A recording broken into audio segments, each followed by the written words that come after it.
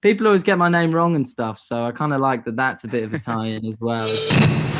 It's fair to say that you've defo been busy because you've just announced the tour, which we're going to talk about in a bit, plus the clock's ticking on Zeros, that's out soon, and we've got another tune from it, Daniel, You're Still a Child. It's our record of the week, and I did want to ask, who's Daniel? What's the story behind the song? I just wanted to write. I wanted to write quite a narrative track with it. Like Daniel's kind of a character that pops up a few times on the record. It's not really, based off anyone in particular, but I think I like that it kind of ties in the story of the album to someone, so it's a bit more personable. Like it's a bit more, it kind of grounds the record a little bit from being too, abstract or pretentious. It's like it's a having a human character is something I like to sort of put into the equation, as I have done before, but just like felt natural to use a name just because it made sense. I kind of came up with Daniel on the spot. Like it doesn't really have any relevance to anything in particular, but I had a like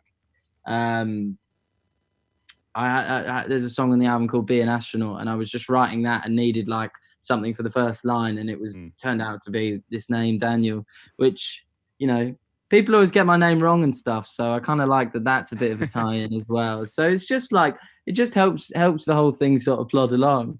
And I guess it's this story of this young person who's a bit sort of torn around the place, and I don't know, ends up being quite lost, and in a sort of like world of big and scary ideas, and like I think that kind of ties into so many things right now. But yeah, ultimately it was just, I try and write songs and tell stories, and I think I was always going to end up doing something a little bit like this for a record, Well, 21st of August is the date for anyone listening who doesn't know. And alongside this tune, you've announced a tour for 2021. We've got some tickets to give away, which we'll do in a sec. But first, I wanted to ask you, we've been doing this thing on the show where we show off some of our best gig memorabilia. So last week we had Andy from Doves, and he had a pair of sticks that were Mike Joyce's from an early Smith show. We had Simon Neil, who's got a stub from the first time the Strokes played in Scotland. So I did want to ask Declan, what, if anything, is the best bit of gig memorabilia that you've held on to over the years? What is the best bit of gig memorabilia I've held on to?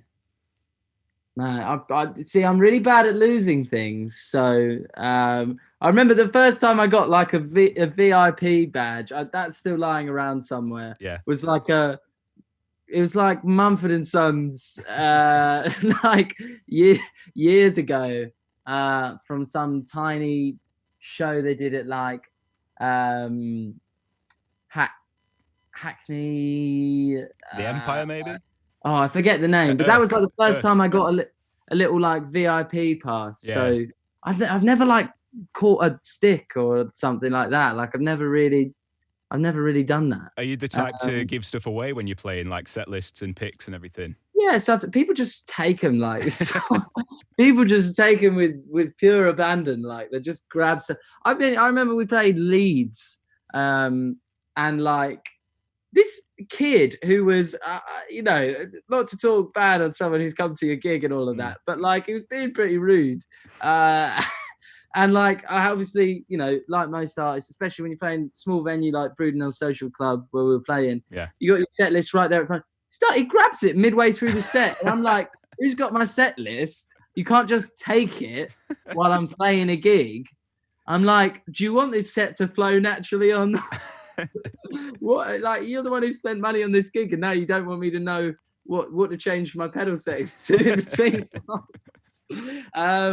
So that, stuff like that happens, which is interesting. I've had, more so than, stealing stuff from gigs. I've had stuff stolen. Like, I remember we played in San Diego, and it was our first time playing in America.